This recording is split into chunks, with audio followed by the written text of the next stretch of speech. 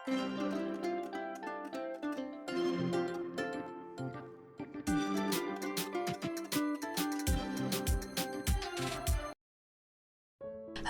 আলাইকুম, কেমন আছেন সবাই? আশা করি যে যেখানে বসে আমার এই ভিডিওটি দেখছেন আল্লাহর রহমতে সবাই ভালো আছেন, আমরাও ভালো আছি আলহামদুলিল্লাহ।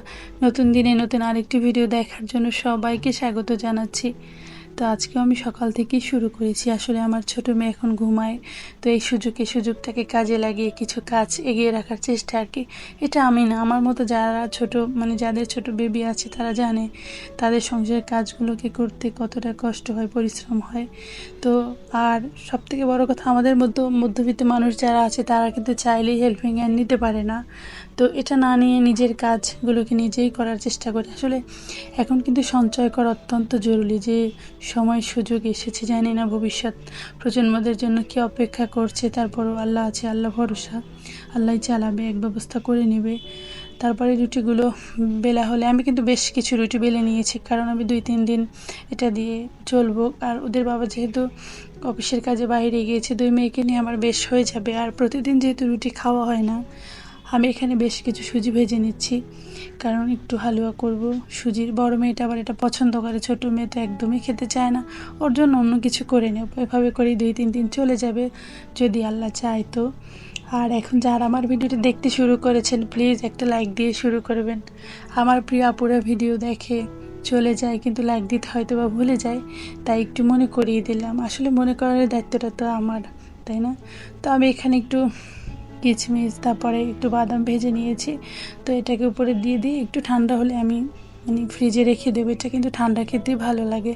তো আমি কিছু রুটি ভেজে নেব, বাকি যা থাকবে সেটাকে রেখে দেব। আর একটু পরোটাও ভাজবো। আমার 2 মেয়ের চাহিদা 2 রকম, রুচি যেটাকে বলে। তো এই যে আমি একটু পরোটা ভেজে নিচ্ছি। আসলে ফুলকো ফুলকো রুটি দেখতে সবারই ভালো লাগে, তাই না? রুটি বেশ ফোলে না, কারণ গুণবতীর অতটা গুণ নেই যতটুকু পারি। আসলে ভুল করতে করতেই মানুষ শেখে, তাই না? এই যে রুটি বানানো হয়ে গিয়েছে, তো আমি বাকিগুলোকে রেখে দেবো। আর আমার ছোটো মেয়েটা কিন্তু অসম্ভব দুষ্ট, ও কিন্তু এই রুটিগুলোকে মাঝে মাঝে বের করে ফেলে। তো এই যে বানানো হয়ে গিয়েছে, আমি আমার বড় মেয়েকে খেতে দিব, আর ছোটো মেয়ে এখনও ঘুমাচ্ছে।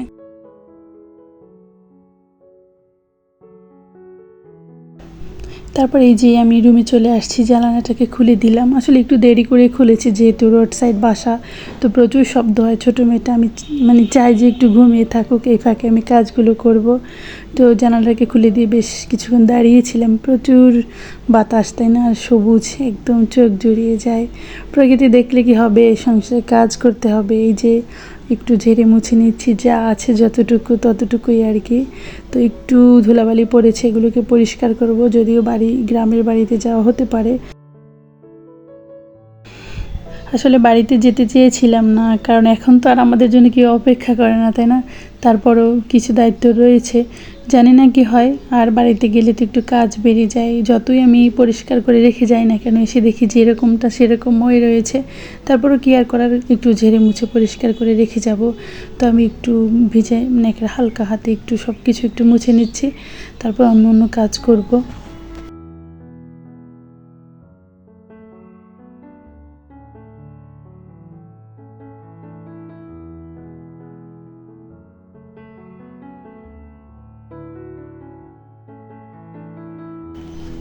আসলে সংসারের কাজের কোনো শেষ নেই, তাই না? যত করবেন ততই কাজ বের হবে। তো এভাবে করি সংসার করতে করতে একসময় বেলা শেষে আর শক্তিও থাকে না, কাজ করার ক্ষমতা থাকে না। যাই হোক, এভাবে করি সংসার করতে করতে মানুষের দিনগুলো বের হয়ে যায়। তো এই যে দেখেন আমার ছোটো মেয়ে কী করছে, সে কিন্তু সব সময় আমার কাজের সাথে থাকবে। দিনের সারাটাক্ষণ আমি যতক্ষণ কাজ করব ও আমার সাথে। এই যে দেখেন আমি ঘর ঝাড় দিচ্ছি, সেখানেও তার পদচারণা আছে, তাই না? আসলে ছোট বাচ্চারা মায়ের সাথে থাকতে চায় যে ওকে আমি অনেকটা সময় দিই, কিন্তু আমার তো সংসারের কাজ করতে হবে। আর সবথেকে বড় কথা, নিজের সংসারের কাজগুলোকে অন্যের উপরে ফেলে না রেখে নিজের হাত পায়ের উপরে ভরসা করাটা আমার কাছে ভালো লাগে। আপনি নিজের কাজগুলোকে যত সুন্দর করে গুছিয়ে করবেন, সেটা কিন্তু অন্য কেউ আপনার মনের মতো করতে পারবে না, তাই না? তো এটা আমার যতক্ষণ পর্যন্ত আল্লাহ শরীরে শক্তি দিয়েছে, সামর্থ্য, ততক্ষণ পর্যন্ত নিজের কাজটাকে নিজে করাই আমার কাছে ভালো লাগে। এতটুকু তো মেয়ে চলে আসছে, বড় মেয়ে স্কুল থেকে। তো একটু কোল্ড কফি তৈরি করছে। আসলে মেয়ে হলে, বড় মেয়ে হলে মায়ের অভাব দূর হয়, এটা যেমন সত্যি। আসলে মায়ের জায়গায় কেউ কখনো নিতে পারে না, কিন্তু এটাকেও তো অবহেলা করা যায় না। মেয়ে কিন্তু মায়ের মতো অনেকটা যত্ন করে মাকে। তো এই যে কিছুটা, এখন এটা কিন্তু অনেক সময় লম্বা প্রসেস, তো করতে থাকুক, আমি আমার অন্য কাজ করি। তো এর মধ্যে হয়েও গিয়েছে, মাঝখানে অনেক সময় লেগেছে। আর এই পর্যন্ত যদি কেউ আমার সঙ্গে এসে থাকেন তাহলে প্লিজ আমার চ্যানেলটিকে সাবস্ক্রাইব করে দিবেন। আর যারা অলরেডি করেছেন তাদের সবাইকে অসংখ্য অসংখ্য ধন্যবাদ। আসলে কেউ কিছু করে দিলে খেতে কিন্তু বেশ ভালো লাগে, তাই না? ভাবছেন কি 2 গ্লাস কেন? আমার ছোটো মেয়েটা মিষ্টি পছন্দ করে না, যদি খায় তাহলে আমার থেকে একটু ভাগ করে দিব, সমস্যা নেই, বা ওর বোনের থেকে দেবে, এটা আর কি। আসলে কি বলবো, আমি নিজেকে অনেক ভাগ্যবান বলবো, শুকরিয়া আদায় করব, সব কিছুই করি। কারণ আমি ইউটিউব করতে এসে আমি কিছু পাইনি, যদিও আমার একটা পুরনো চ্যানেল ছিল। অনেক কিছু করতে না পারলে আমি কিছু মানুষ পেয়েছি, ভালোবাসার মানুষ, যাদেরকে আমি কখনো ভুলবো না, যারা সবাই আমাকে অসম্ভব ভালোবাসে, আমিও তাদেরকে অনেক অনেক ভালোবাসি।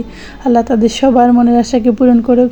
তো এই কাজ শেষ করে আমি কিন্তু কিছু মানে খাবার দাবারের ব্যবস্থা তো করতে হবে, যেহেতু আজকে আরও কাজ করেছি, সব কিছু তো ভিডিও করা যায় না। তো এখন একটু খিচুড়ি রান্না করছি হাতে মেখে। আসলে চাকরির সূত্রে এখানে ওখানে থাকাতে অনেক অঞ্চলের রান্নার কাজ শিখে গিয়েছি। একটু গরম পানি দিচ্ছি যাতে তাড়াতাড়ি হয়, একটু দেরি হয়ে গিয়েছে, তো ক্ষুধাও লেগে গেছে বেশ। তো আমি একটু শুটকি ভর্তা করবো। আর সব থেকে আজকে একটা টিপস বলবো, সেটা হলো চিংড়ি শুটকি কিন্তু বেশ বালু থাকে, আপনি যতবার ধোবেন ততবার বালি, তাই না? তো আমি শুটকিটাকে ভিজিয়ে রেখে এভাবে একটু ফুটিয়ে নিলে বিশ্বাস করেন প্রচুর বালি বের হয়। আপনারা একটু ট্রাই করে দেখতে পারেন। আমি কিন্তু বেশ যদি আমি এটা রিয়েল সাউন্ডটা রাখতাম তাহলে হয়তো বুঝতে পারতেন, প্রচুর বালি একদম খচখচ করে, যেটাকে বলেন এই যে নিচে জমে গিয়েছে। এভাবে করে ট্রাই করে দেখবেন, একটুও বালি থাকবে না। তারপরে এই যে পরবর্তী স্টেপ, ভর্তাতে যা লাগে পেঁয়াজ, রসুন, কাঁচামরিচ, আমি একটু শুকনো মরিচে দেবো একটু পরে, আগে এটাকে ভেজে নিচ্ছি। আসলে শর্টকাট বলতে কোনো কিছুই নেই, তাই না? শর্টকাট ততই কঠিন রাস্তা। এই যে ভর্তা, খিচুড়ি, এটা করতে কিন্তু আরও বেশি সময় লেগে গিয়েছে, তাই না? তারপরেও মেয়েরা এগুলো করে থাকে, আল্লাহ সেই ধৈর্য তাদেরকে দিয়েছে।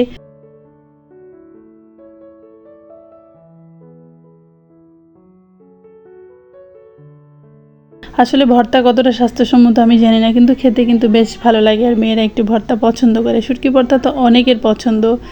আর এই যে এরই মাঝে আমি কিন্তু কিছু কাপড় ধুয়েছি, তো এগুলোকে এখন ভালোভাবে নেড়ে চেড়ে দিব। আসলে কিছুটা কাপড় বারান্দাতে দিয়েছি, আর কিছুটা ঘরে, যেহেতু ছোট কাপড় এগুলো, তো এভাবে করি। আর এরই মাঝে আমার মেয়ে খাবার দাবার বেড়ে রেডি করেছে, আজকে বেশ ভালোই লাগছে। আজকে কিন্তু আমার মেয়ে আমাকে বেড়ে দিয়েছে বেগুন ভাজি, ডিম ভাজা, তারপর শুটকি ভর্তা, সব কিছু মিলে বেশ ভালো ছিল। আর এতক্ষণ যারা ধৈর্য ধরে আমার সঙ্গে ছিলেন সবাইকে অসংখ্য ধন্যবাদ। আল্লাহ হাফেজ, আসসালামু আলাইকুম।